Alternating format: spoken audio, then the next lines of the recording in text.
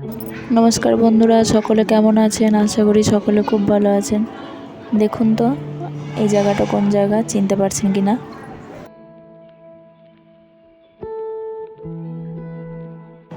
এটা হচ্ছে মল্লারপুর স্টেশন। স্টেশনে কি করছি ভাবছেন?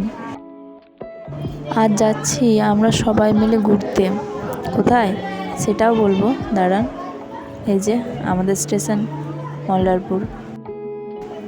টিকিটও হাতে পেয়ে গেছি, আমরা যাচ্ছি দেওঘর।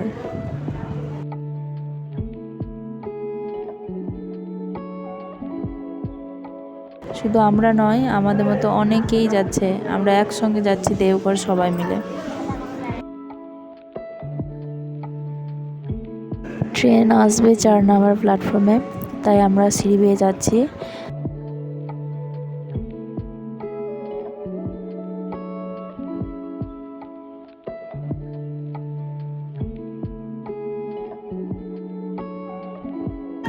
আমাদের স্টেশনটা উপর থেকে ঠিক এরকম লাগে দেখতে।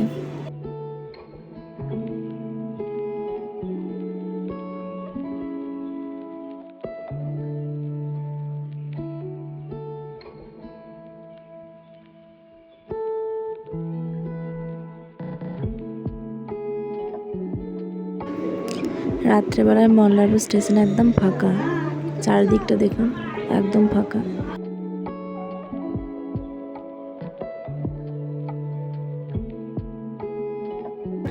একটা মালগাড়ি দাঁড়িয়ে আছে আর চারিদিক ফাঁকা।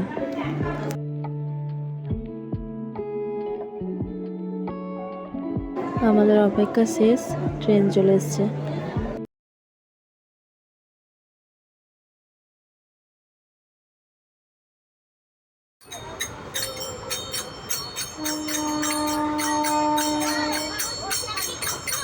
ভাবছেন ট্রেনের মধ্যে হরিনাম কেন করছে?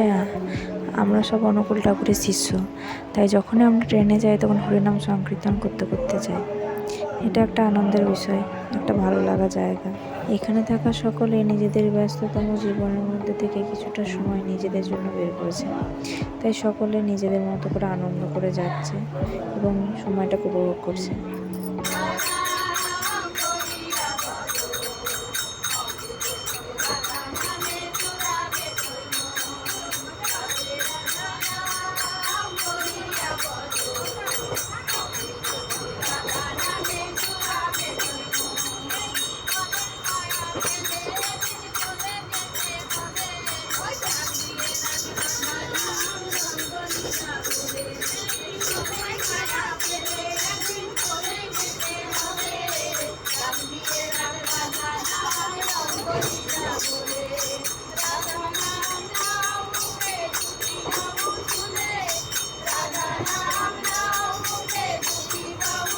ট্রেনে প্রচণ্ড পরিমাণে ভিড়, বসার জায়গা ছিল না, তাই সকলে নিচে মাদুর পেতে বসে যাচ্ছে।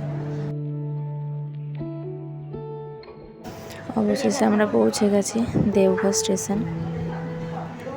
প্রচণ্ড ভিড়, ব্যস্ততম একটা স্টেশন দেখে বোঝা যাচ্ছে। চারিদিকে লোক। এখন বাজে 1:18।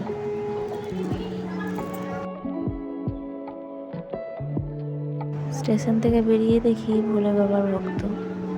তাদের থাকার জন্য একটা আলাদা করে বিশ্রাম ঘর বানানো হয়েছে, যাতে তারা সুস্থভাবে থাকতে পারে। এখানে সব রকমের ব্যবস্থা তাদের জন্য করা হয়েছে। দেখুন কত ভিড়। অটো করে ঠাকুর বাড়ি যেতে সময় লাগে 10 থেকে 15 মিনিট।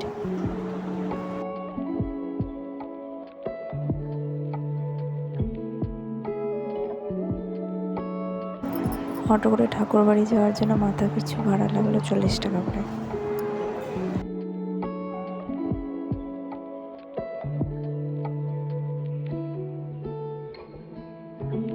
রাস্তাটা কি সুন্দর লাগছে দেখুন, লাইটে যেন রাস্তাটা ঝলমল করছে, দেখে মনটা জুড়িয়ে গেল।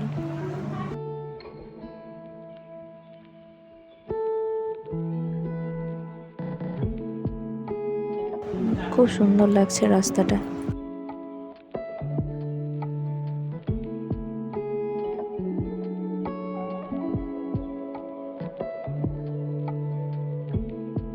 আমরা ঠাকুরবাড়ি এরিয়ার মধ্যে ঢুকে পড়েছি, আর কিছুক্ষণে ঠাকুরবাড়ি গেটের সামনে আমরা পৌঁছে যাব।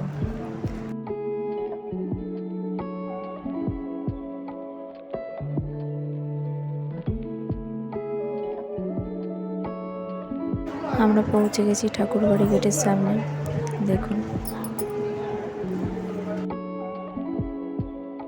রুম খুঁজে যে যার রুমে যাওয়ার পালা। আজকের ব্লগটা তাহলে এখানে শেষ করলাম। সকলে ভালো থাকবেন, সুস্থ থাকবেন, সাবধানে থাকবেন এবং আমার ব্লগটা কেমন লাগলো অবশ্যই জানাবেন। দেখা হবে পরের একটা ব্লগে।